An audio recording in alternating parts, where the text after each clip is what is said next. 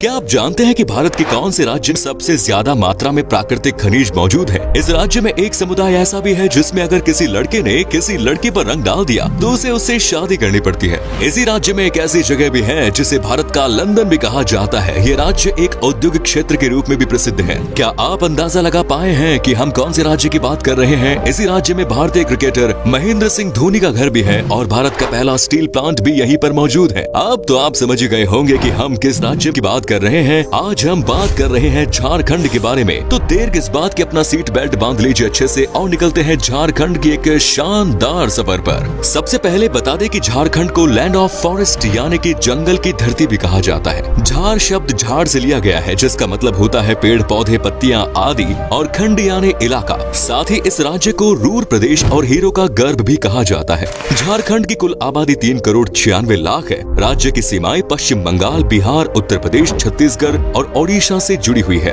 झारखंड राज्य का ज्यादातर भाग छोटा नागपुर के पहाड़ी मैदानों पर स्थित है। साथ ही ये राज्य अपने ऐतिहासिक धरती, प्राचीन मंदिरों और कई दार्शनिक स्थलों के लिए भी पूरे देश में प्रसिद्ध है। झारखंड राज्य की स्थापना 15 नवंबर सन 2000 को हुई। इससे पहले ये बिहार का ही एक हिस्सा हुआ करता था। वही बात करें 500 ईसा पूर्व की, तो उस समय ये जगह महाजनपद का हिस्सा हुआ करती थी। इसके बाद झारखंड वाला हिस्सा मगध और अंग जैसे साम्राज्यों का भी हिस्सा रहा। इतिहास में झारखंड वाले हिस्से पर मौर्य, गुप्ता, पाला, नागवंशी, रामगढ़ राज और चेरो सहित कई एम्पायर्स ने राज किया है।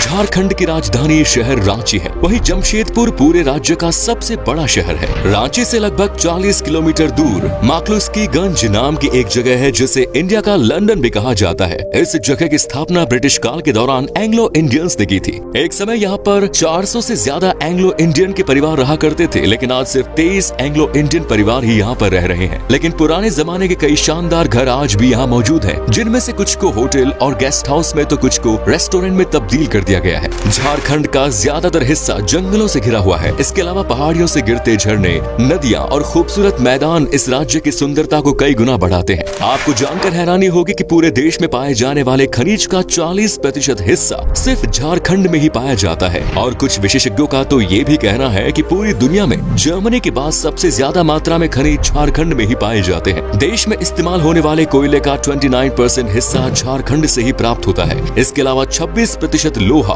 और 18% कॉपर में भी झारखंड का योगदान है। इतना ही नहीं, यहाँ पर uranium, mica, bauxite, granite, silver, limestone, dolomite और ग्रेफाइट जैसे कई अन्य खनिज भी प्रचुर मात्रा में पाए जाते हैं। पूरे देश में सबसे पहले यूरेनियम की खोज भी झारखंड के इलाकों में ही की गई थी। राज्य की अर्थव्यवस्था में सबसे बड़ा योगदान यहाँ पाए जाने वाले खनिजों का ही है। पूरे देश में झारखंड से खनिजों की सप्लाई की जाती है। झारखंड की जीडीपी $50 बिलियन यानी लगभग 3.83 लाख करोड़ के आसपास है। जितनी मात्रा में खनिज पाए जाते हैं और उन्हें निकाला जा रहा है, उस हिसाब से यहाँ की जीडीपी काफी कम है, क्योंकि खनिज से होने वाली कमाई का ज्यादातर हिस्सा दलालों और यहाँ के भ्रष्ट नेताओं की जेब में जाता है। बिहार से अलग होने के बाद उम्मीद की जा रही थी कि अब शायद झारखंड राज्य में तेजी से विकास होगा, लेकिन 2 दशक से ज्यादा समय बीत जाने के बाद भी हालातों में कुछ सुधार नहीं हुआ। इसकी एक बड़ी वजह पॉलिटिकल इंस्टेबिलिटी भी है। पिछले 20 सालों से झारखंड की सत्ता में 1 दर्जन से ज्यादा बार परिवर्तन हो चुका है, और साथ ही झारखंड बिहार से अलग हुआ है। जिस राज्य की नींव ही कमजोर हो, उसे आगे बढ़ने में थोड़ा समय तो लगता ही है। झारखंड में आज भी सिर्फ 24% लोग ही शहरों में रहते हैं और बाकी 76% लोग गाँव में अपनी जिंदगी गुजार रहे हैं। राज्य में पॉवर्टी रेट भी अन्य राज्यों के मुकाबले काफी ज्यादा है।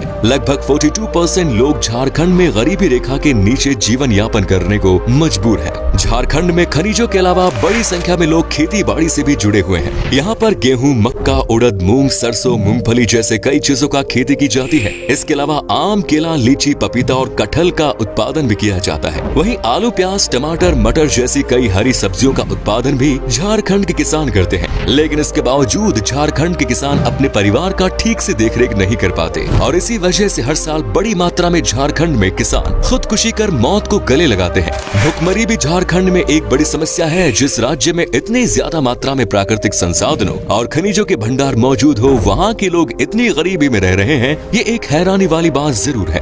झारखंड में गढ़वा नाम का एक जिला मौजूद है, जहाँ हर साल मेंढक और मेंढकी की शादी करवाई जाती है और धूमधाम से बारात भी निकाली जाती है। जी हाँ, पूरे गांव के लोग इस शादी में बढ़ चढ़कर भाग लेते हैं।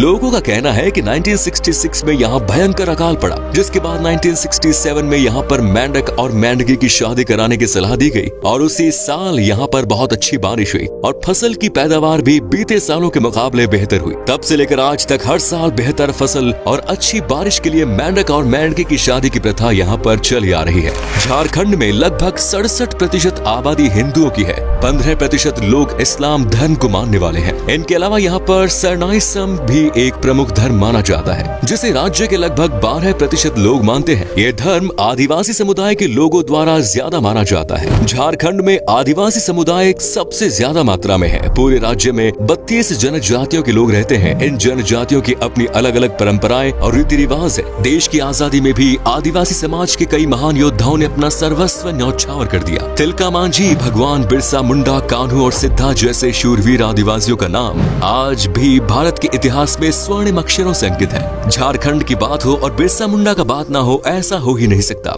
बिरसा मुंडा एक युवा स्वतंत्रता सेनानी और एक आदिवासी नेता थे, जिनकी 19वीं सदी के अंत में भारत में ब्रिटिश शासन के खिलाफ विरोध के रूप में याद किया जाता है। झारखंड राज्य का लिटरेसी रेट सिर्फ 67.63% है। आज भी झारखंड में स्वास्थ्य और एजुकेशन की अच्छी सुविधाएं मौजूद नहीं है। यहाँ बेहतर शिक्षा और अच्छे स्वास्थ्य उपचार के लिए लोगों को लंबा सफर तय करना पड़ता है। पोषण की कमी भी झारखंड की प्रमुख समस्याओं में से एक है। झारखंड राज्य में कई नदियां और बांध है, जिनमें से सबसे प्रमुख मैथन डैम है। ये डैम बारबर नदी पर बना हुआ है, जो धनबाद से 42 किलोमीटर की दूरी पर स्थित है। इस डैम की खास बात है कि यहीं पर भारत का पहला underground hydro electric power plant लगाया गया था। झारखंड की कई नृत्य शैलियां हैं, जिनकी अपनी अलग अलग पहचान है, जिनमें डोमकच, पैनकी, चौ, मुंडारी और झुमेर आदि प्रमुख है। साथ ही संथाली झारखंड का एक बहुत ही लोकप्रिय लोक नृत्य है। ये झारखंड की संथाल जनजातियों द्वारा किया जाने वाला एक समूह नृत्य है। रांची में संथल नाम के समुदाय के लोग रहते हैं। मजे की बात यह है कि इस समुदाय में होली का त्योहार 15 दिन पहले ही खेलना शुरू कर दिया जाता है। लेकिन होली को यहाँ बाहा पर्व के नाम से जाना जाता है। बाहा का मतलब होता है फूल। इस त्योहार में लोग एक दूसरे पर पानी डालते हैं और फूल फेंकते हैं। इस समुदाय की परंपरा है कि अगर किसी लड़के ने बाहा पर्व के दौरान किसी लड़की पर रंग डाल दिया तो उसे उस लड़की से शादी करनी पड़ती है, और अगर लड़के को वो शादी मंजूर ना हो तो लड़के की सारी संपत्ति उस लड़की के नाम ट्रांसफर कर दी जाती है और ये हक यहाँ की पंचायत को प्राप्त है।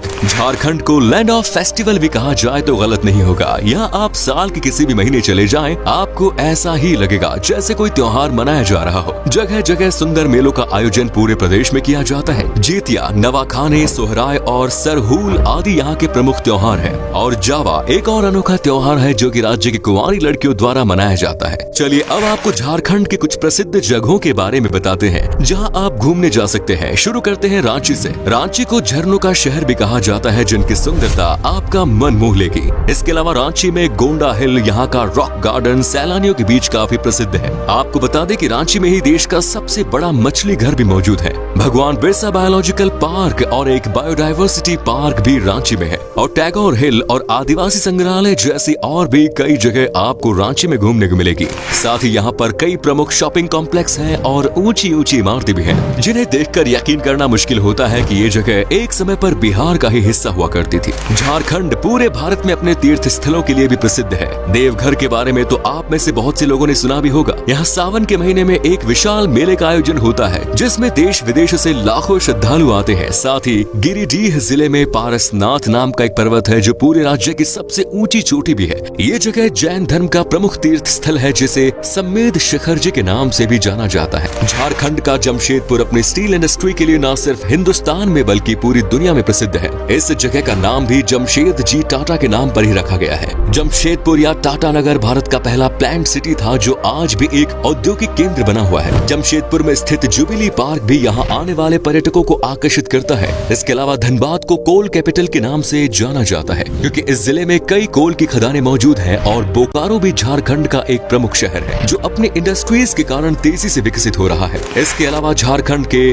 डॉल्टनगंज में पलामू का किला है, जो एक प्रसिद्ध ऐतिहासिक धरोहर है। चतरा में स्थित भद्रकाली का मंदिर माता के 51 शक्ति पीठों में से एक है। इतना ही नहीं, दुमकी में 72 मंदिर बने हुए हैं, जिन्हें मलूटे के मंदिर के नाम से जाना जाता है। हजारीबाग जिले के इस्को विलेज की रॉक पेंटिंग्स देखकर पर्यटक अवश्य ही रोमांचित हो जाएंगे। झारखंड घूमने जाने के लिए सबसे अच्छा समय अक्टूबर से मार्च के बीच माना जाता है। देश के सभी प्रमुख राज्यों और शहरों से झारखंड तक की रेल सेवा मिलती है। झारखंड की राजधानी रांची राज्य का सबसे बड़ा एयरपोर्ट है। इसके अलावा धनबाद, दुमका, बोकारो, जमशेदपुर में भी एयरपोर्ट मौजूद है, लेकिन वहाँ की टिकट आपको थोड़ी महंगी पड़ सकती है और सभी शहरों से सीधी उड़ान भी इन जिलों की नहीं मिलेगी। इसलिए फ्लाइट के माध्यम से झारखंड आने के लिए रांची एयरपोर्ट का इस्तेमाल करें। चलिए अब बताते हैं कि आपको कितने पैसे खर्च करने पड़ेंगे झारखंड की एक ट्रिप में। आप अगर 7 से 8 दिन की ट्रिप पर जा रहे हैं तो लगभग 17 से 18 हजार के आसपास खर्च होगा, जो कि काफी सस्ता है। तो दोस्तों ये था हरियाणा से भरी राज्य झारखंड। कैसा लगा बताइए हमें कमेंट्स में, और आप में से अगर कोई है झारखंड से तो हमें जरूर बताइए। क्या कभी आपने विजिट की है ये राज्य, और अगर किया है तो आप एक्सपीरियंस कैसा रहा ये भी हमारे साथ शेयर जरूर करें। उम्मीद करता हूँ कि हमारा ये एपिसोड पसंद आया होगा। वीडियो को लाइक कीजिए और अपने दोस्तों और रिश्तेदारों के साथ इसे शेयर करना ना भूलें।